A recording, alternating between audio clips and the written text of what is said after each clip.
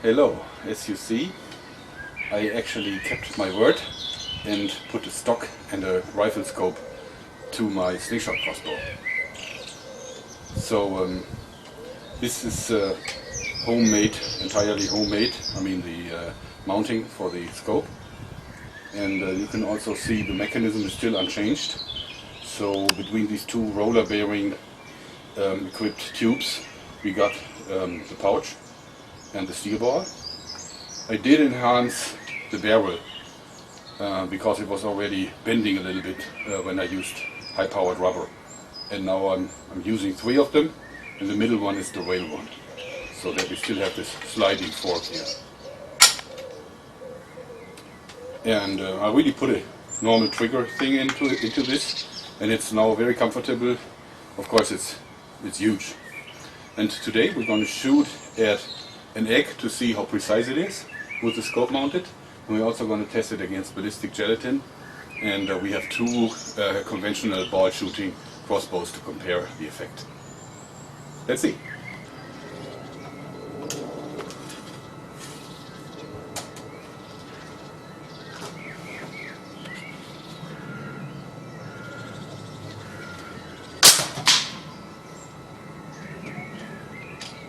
That was a pretty good hit.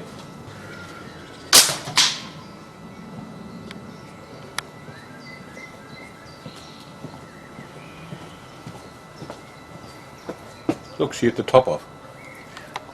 Quite tasty. Now we're shooting against this 17 kilograms block of ballistic gelatin, and I've put on the strongest band set I have for this one, which is 3 stripes of Thera gold per side. That has a draw weight of just about 25 kilograms. That's probably close to, 55 pounds. Okay, let's see what it can do. Wow, it went all the way through. Okay, since it went through so easily, we will now try to shoot through this cat food tin can first, and then see if it can still penetrate the gelatin.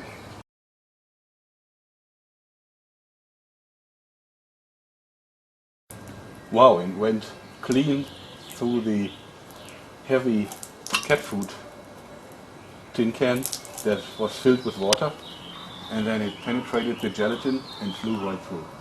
Unbelievable, that kind of power. Can you believe? I'm astounded.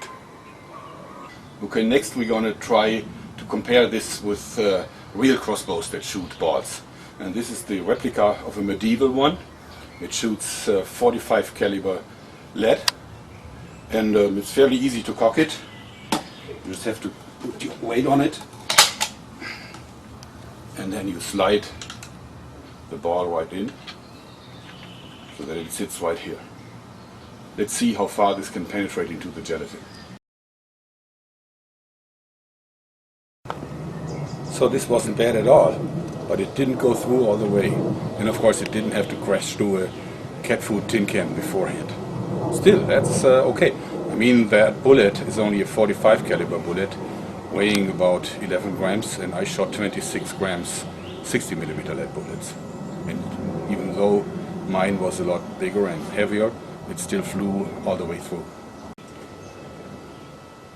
Okay, now we are testing a Chinese-made compound crossbow with steel cable, and this time we will shoot 8mm steel balls from the magazine that they provide with this.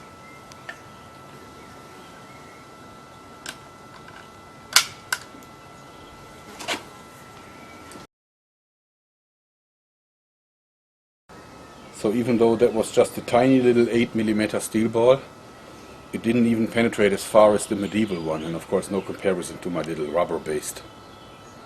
Okay, next we compare it with this little crossbow handgun, and of course it doesn't fire balls, so we'll fire an arrow. Okay, we'll cock it first. Quite handy.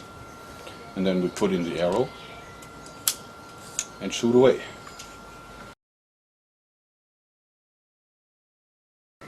Not bad for an arrow, see? Penetrated quite far, a little bit more far than the Chinese 8mm ball. But of course it's an arrow with a sharp tip. Okay, the last test, power slingshot and bone crusher ammo, long anticipated by my fans.